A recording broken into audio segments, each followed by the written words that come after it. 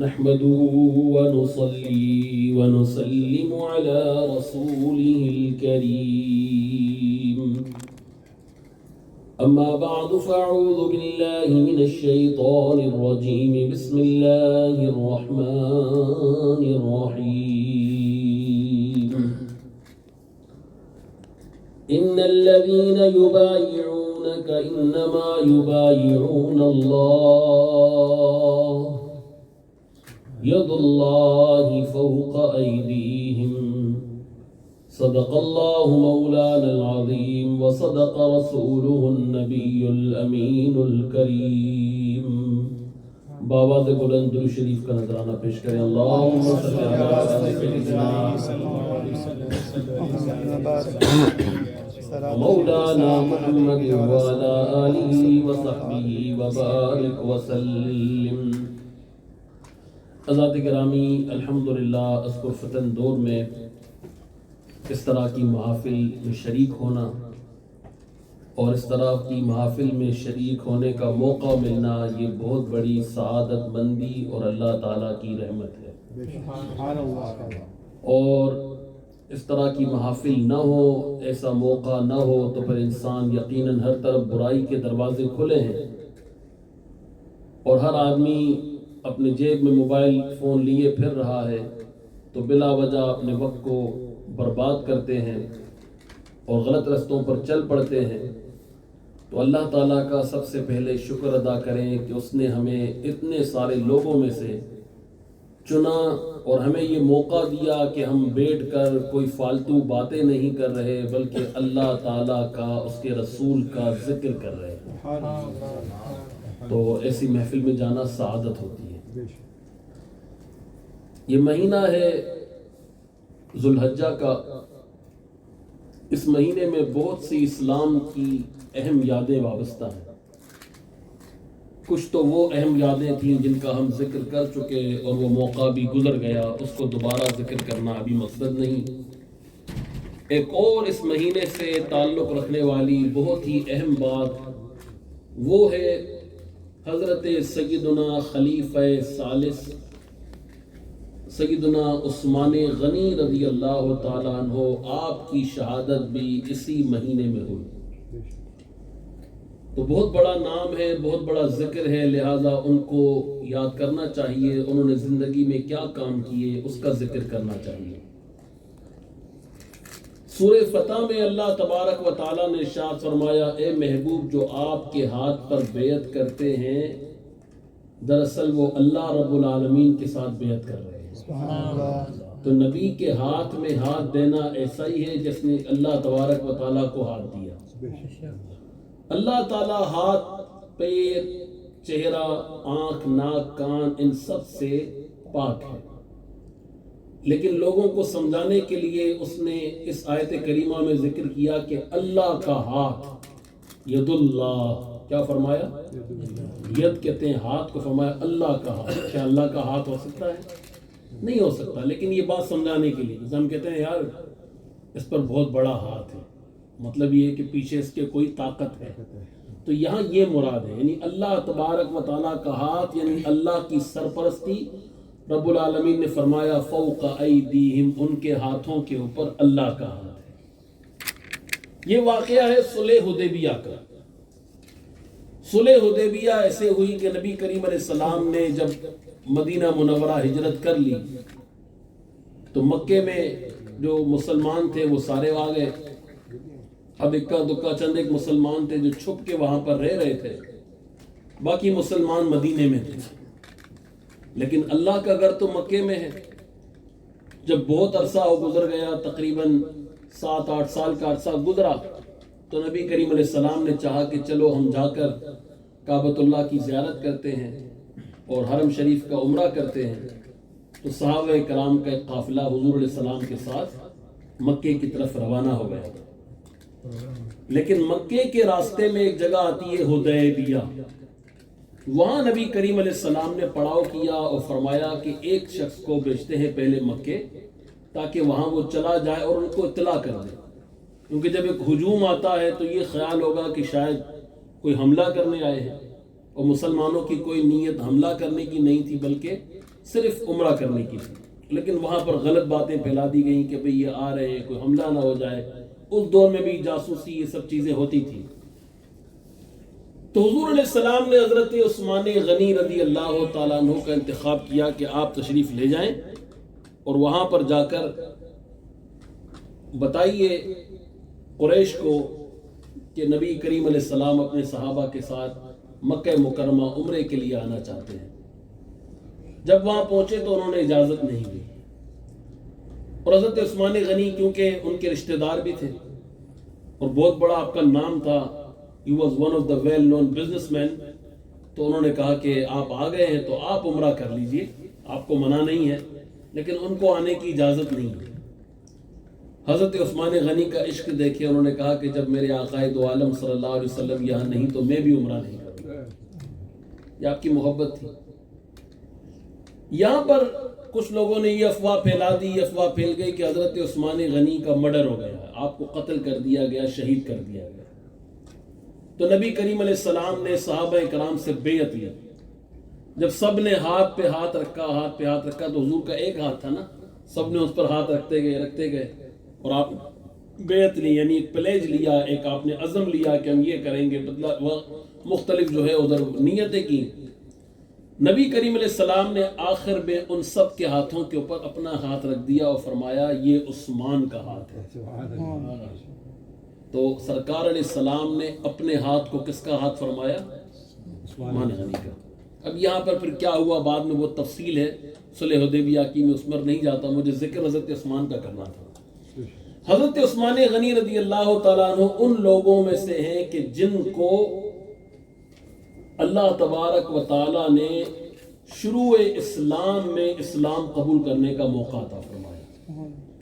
مکہ مکرمہ میں جب نئے نئے لوگ مسلمان ہو رہے تھے تب آپ اسلام لے کر آئے، اور آپ کو اسلام کی طرف بلانے والے تھے حضرت ابو بکر صدیق رضی اللہ تعالیٰ، کیونکہ آپ بھی بڑے آدمی تھے، تاجر تھے، یہ بھی تاجر تھے، انہوں نے ان کو مائل کیا۔ اب دیکھیے کسی ایک کی دعوت سے کتنا بڑا کام ہو گیا، اور وہ دین اسلام سے وابستہ ہوگا۔ تو آج آپ بھی راستہ نہ چھوڑیں، کسی ایک کو موقع ملتا ہے بتایا کریں، اور جو بڑا آدمی ہوتا ہے وہ بڑے آدمی کو دعوت دیتا ہے تو اثر کرتی ہے۔ اب بڑے بزنس مین کو کوئی ہمالی جا کے دعوت دے گا تو اس کا وہ اثر نہیں ہوگا، کہے گا یہ چھوٹے لوگ ہیں۔ تو بڑے آدمی کو بڑا آدمی دعوت دے، عالم کو عالم دعوت دے، ڈاکٹر کو ڈاکٹر دعوت دے، اس کا بڑا اثر پڑتا ہے۔ وہ بچے کو بچہ دعوت دے، اس کا اثر پڑتا ہے، کیونکہ وہ ان اپنے جیسوں کی بات سننا پسند کرتے ہیں۔ عورت کو عورت دعوت دے تو وہ زیادہ اچھا لگتا ہے، تو وہ طریقہ کار ہے۔ تو حضرت ابو بکر صدیق نے ان کو راغب کیا، یہ مسلمان ہو گئے، اور اس ٹائم کے آپ ان کو بلینر کہہ سکتے ہیں، اس ٹائم کے آپ ان کو ملینر آدمی کہہ سکتے ہیں، بہت پیسہ تھا، اور پیسہ بھی تھا، اور اللہ تبارک و تعالیٰ نے آپ کو دل بھی عطا فرمایا تھا، کیونکہ کہتے ہیں کہ الغناء من القلب، جیب میں پیسہ ہے تو آدمی غنی نہیں ہے۔ غنی کب ہے؟ جب دل اس کا بڑا ہو۔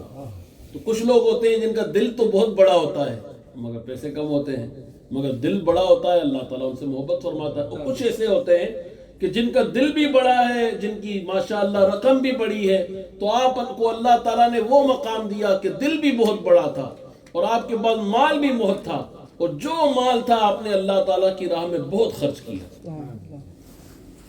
آپ کا ایک لقب ہے ذو الہجرتین۔ کیا لقب ہے؟ ہجرت تو سمجھتے ہیں، مائگریشن۔ تو ایک تو ہجرت وہ ہے جو حضرت ابو بکر صدیق نے بھی کی، یعنی مکے سے مدینہ شریف۔ لیکن حضرت عثمان غنی نے 2 ہجرتیں کی۔ کتنی؟ 2 ہجرتیں۔ وہ کیسے بلا؟ کیونکہ جب 29 تقریباً صحابہ کرام مسلمان ہوئے، مکے میں ہو گئے بہت سارے ظلم، مسلمانوں کو مارا جاتا، پریشان کیا جاتا، بائیکاٹ کیا جاتا۔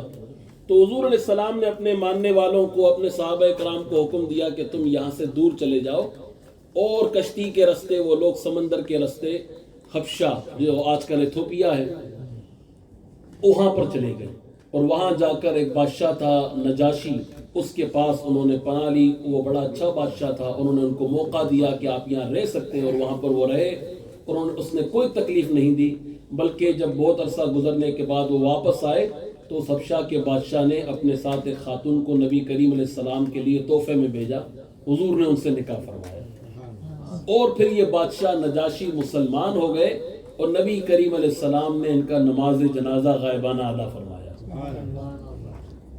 یہ شرف آپ کو ملا کہ آپ کی 2 ہجرتیں۔ ایک شرف آپ کو اللہ تعالیٰ نے ایسا عظیم عطا فرمایا ہے کہ حضرت آدم سے لے کر آج تک وہ کسی کو بھی عطا نہیں ہوا، صرف حضرت عثمان غنی کو ہی ملا ہے۔ بھلا کون سا؟ نبی کریم علیہ السلام کی صاحبزادی سے نکاح کا موقع۔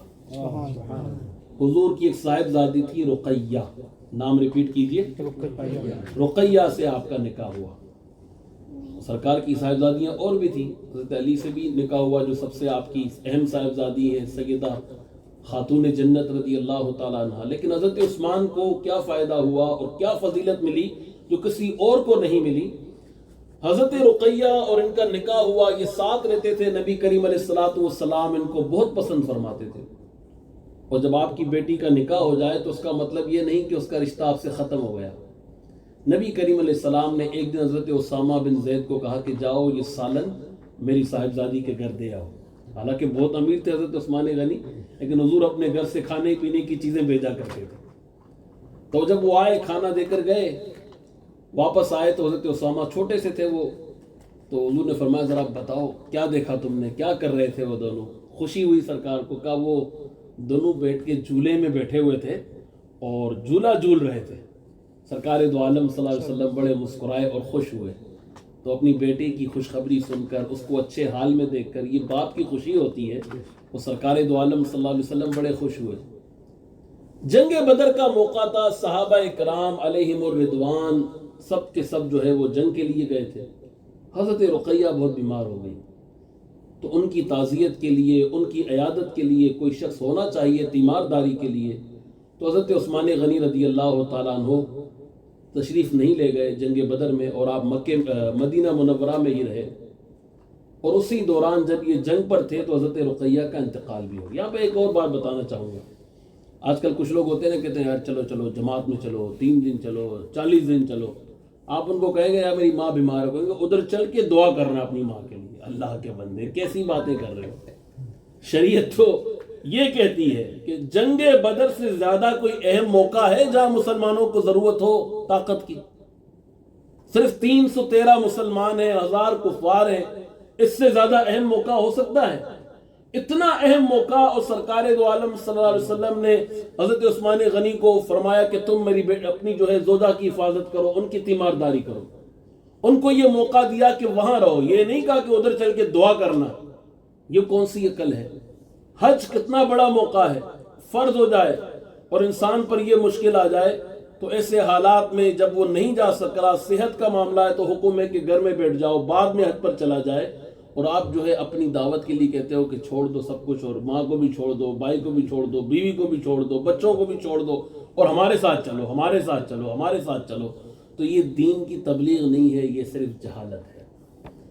حضرت عثمان غنی تشریف نہیں لا سکے، اور آپ کو بڑا افسوس ہوا کہ میں نہیں آ سکا۔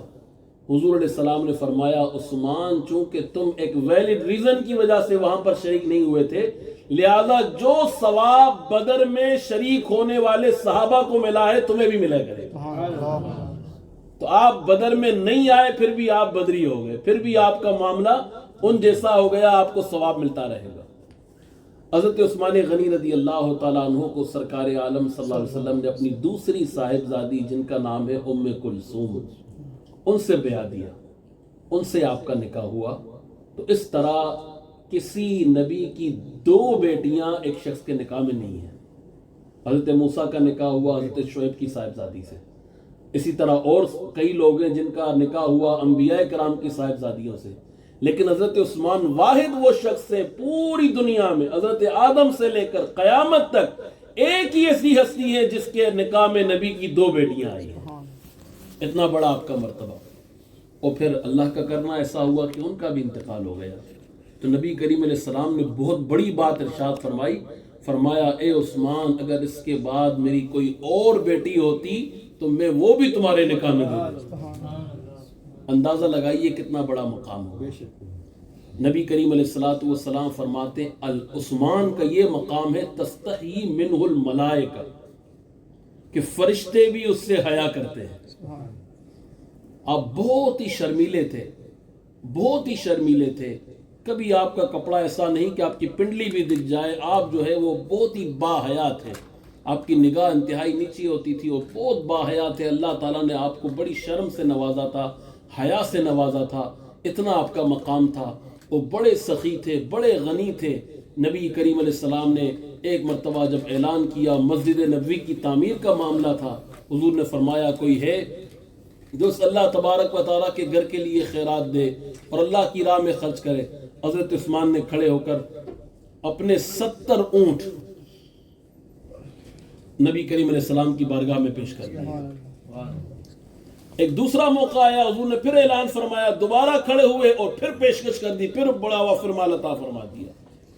پھر حضور نے اعلان فرمایا ایک آدمی جو 2 بار دے چکا ہے، تیسری بار کے کھڑے ہوئے اور فرمایا یا رسول اللہ یہ بھی میری طرف سے قبول فرما لیجیے۔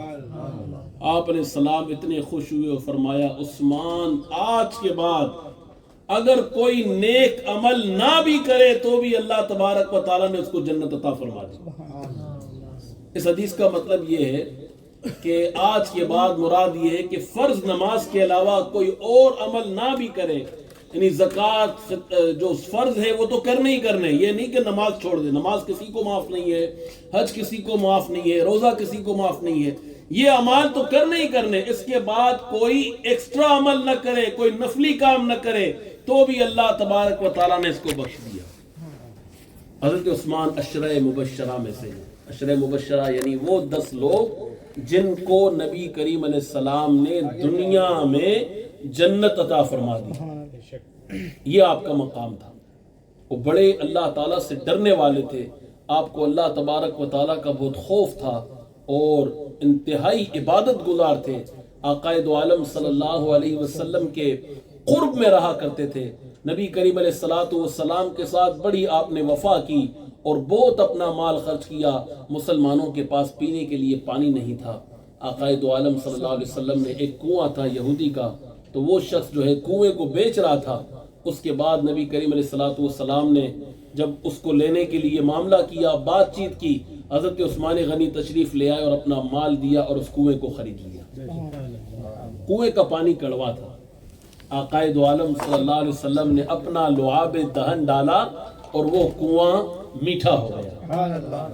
حضرت عثمان غنی رضی اللہ تعالیٰ عنہ، آپ کو بہت سارے شرف حاصل ہوئے، حضور کی معیت حاصل ہوئی، بہت ساری برکتیں حاصل ہوئیں، اور پھر کیا ہوا کہ جب نبی کریم علیہ السلام کا وصال ہوا، اس کے بعد حضرت ابو بکر صدیق انہوں نے تقریباً 2 سال خلافت کی، پھر سیدنا عمر فاروق رضی اللہ تعالیٰ عنہ نے غالباً 12 سال کا وقت گزارا۔ اس کے بعد پھر جن ہستی کو یہ مقام ملا کہ امت کی باغ ڈور سنبھالے اور اس عظیم مرتبے پر فائز ہوں، وہ مقام ملا حضرت سیدنا عثمان غنی رضی اللہ عنہ۔ اور ایک اور شرف آپ کو حاصل ہوا، سب سے بہت بڑا شرف جو آپ خطبے میں سنتے ہیں۔ آپ کو پتا ہے یہ قرآن پاک اس طرح اس انداز میں جو آج ہم بک کی صورت میں پڑھتے ہیں نہیں تھے، بلکہ حضرت ابو بکر صدیق نے جب دیکھا ایک جنگ ہوئی تھی، وہاں محافظ شہید ہو گئے کافی، تو انہوں نے کہا کہ کسی طریقے سے بھی ہمیں قرآن پاک کو جمع کرنا ہے، تو انہوں نے ایک نسخہ بنایا تھا۔ حضرت زید اور حضرت عمر فاروق رضی اللہ تعالیٰ عنہ نے مل کر ایک کام انجام دیا، ایک نسخے کی کاپی بن گئی۔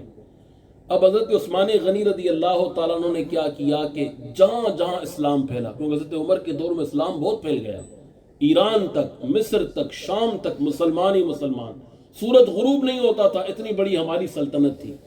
اس موقع پر حضرت سیدنا عثمان غنی رضی اللہ تعالیٰ عنہ، آپ نے اس قرآن پاک کا جو ایک نسخہ تھا، اس نسخے کی کاپیاں بنائی، اور تمام جہاں جہاں مسلمانوں کی حکومت تھی، ہر ملک میں جو پرانے نسخے تھے وہ سارے کے سارے آپ نے منگوائے، تاکہ کوئی خلط ملط نہ ہو جائے اور کوئی غلطی نہ ہو جائے، اور اپنا جو نسخہ ایک بنوایا تھا صدیق اکبر رضی اللہ تعالیٰ عنہ نے، اس نسخے کی کاپیاں کرا کر ہر جگہ پر بھیجی، اور آج تک ہم کیا کہتے ہیں؟ مصحف عثمانی، یہی کہا جاتا ہے نا، مصحف عثمانی۔ اس کو کتاب کی صورت میں لانے والے حضرت عثمان غنی ہے، اس لیے آپ کو کہا جاتا ہے جامع القرآن۔